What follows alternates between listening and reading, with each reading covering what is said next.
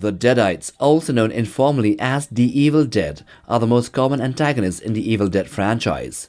These are undead parasitic demonic spirits that feed on the souls of living creatures and possess their bodies. Depending upon storylines, they are either controlled by the Necronomicon, which is a creation of the Dark Ones, who are more like the franchise's equivalent of the Great Old Ones of the Cthulhu mythos, and yeah, they are also said to be controlled by an evil entity known as the Kandarian Demon, and also by the Taker of Souls. In the very first Evil Dead movie, a professor called Nobi inadvertently releases the Deadites and the Kandarian Demon by reciting passages from the Necronomicon, with him having no clue as to the supernatural powers of the book. From that point on, the protagonist, called Ashley Ash Williams, would battle the Deadites as they attempt to take over the world and kill all living beings. By the events of Ash vs. Evil Dead, Ash recalls an incident where he was influenced by a female acquaintance to recite passages from the Necronomicon, leading to the return of the Deadites. This all winds up to when the Deadites attack again, ending in Ash and his allies preparing for another battle against the demonic forces, which never seem to stop. In the remake of 2013, there is an ultimate nemesis known as the Taker of Souls, who can conjure up and control its own Deadite thralls, which differ from the regular Deadites by being less comedic and more zombie-like and masochistic. These Deadites even harm themselves before attacking others, and are notably resilient to injuries. In 2023's Evil Dead Rise, the Deadites appear again when one of these parasitic souls possess Ellie in an elevator shaft. They then keep on coming after everyone living in the apartment building in New York. In the latter part of the movie, these possessed people with the Deadites inside of them combine into a walking abomination known as the Marauder, which looked like something right out of a Lovecraftian story. So what are their true origins?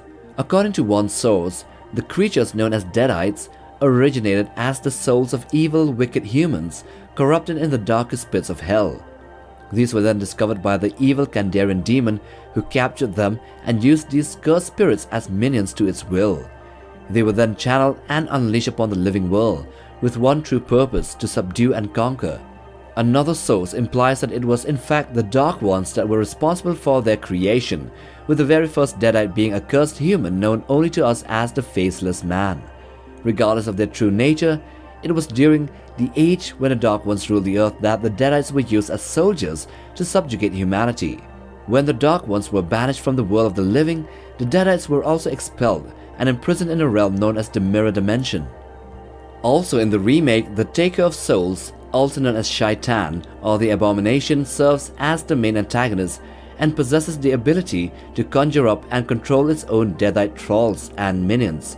Much like the Kandarian Demon, the Taker of Souls is a demonic entity which can be summoned to a mortal plane via the ancient book called the Naturum Demonto, which is heavily implied to be but one of a few variants of the Necronomicon Ex Mortis. Much like the Kandarian Demon, the Taker of Souls can transform anyone infected by its evil into Deadites.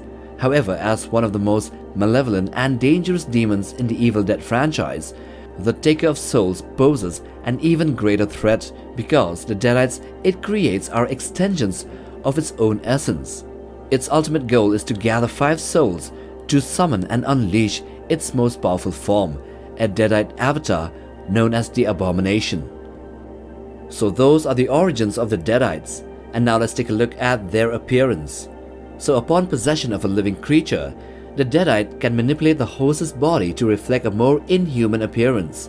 While the specifics can vary, certain physical traits are commonly observed among all Deadites. These include solid white pupilless eyes or other colors, and maybe sometimes even with no eye alteration at all, and this has been seen, which adds to the suspense. Their skin tone often changes to hues or colors of grey, green, yellow or white, resembling rotting flesh. The color of their blood and bodily fluids may also change to black, green, white or blue.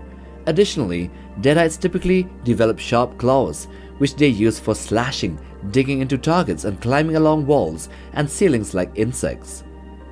The signature power of a Deadite spirit is its ability to possess any creature of flesh, both living and dead. The most common form of possession occurs when the Kandarian Demon injects a desired target with a spirit. But there are other methods. These include possession through wounds, in areas with high supernatural activity, such as Linda and Ed Gately, or by physical violation by living objects as experienced by Cheryl Williams and Mia Allen. A bite or a scratch from a deadite can also result in a slow infection, as seen with Ash Williams and Natalie, both of whom amputated their infected limbs to prevent further spread.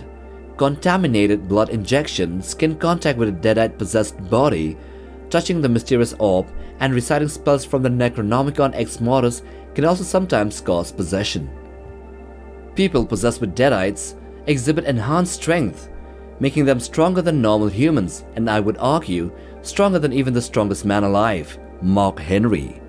They also have levitation powers, extreme durability, shape-shifting abilities, and more.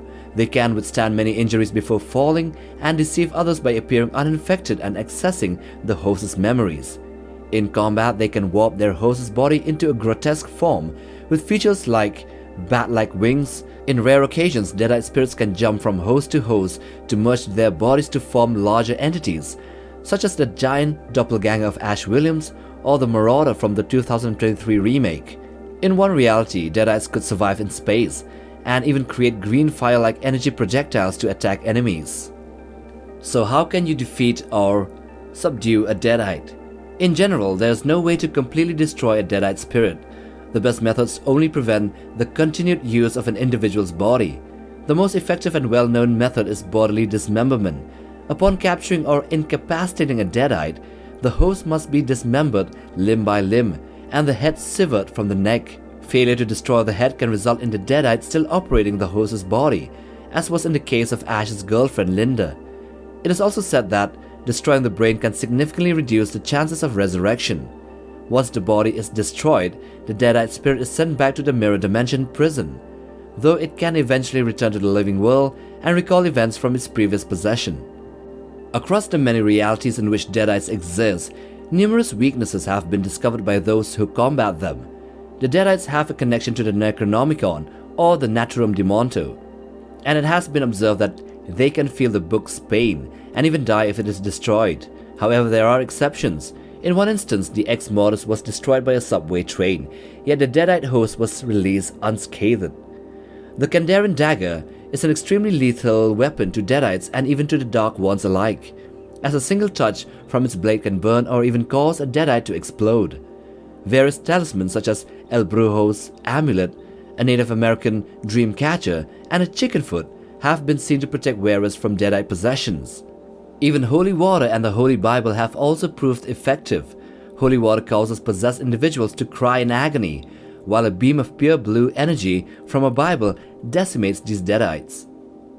On the other hand, sunlight's effects on deadites vary across different universes, with some instances showing it melting or burning the creatures, while in others, daylight has no effect at all.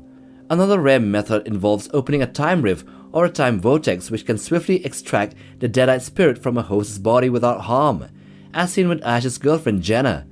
Ash has a lot of girlfriends, Linda, Jenna, etc.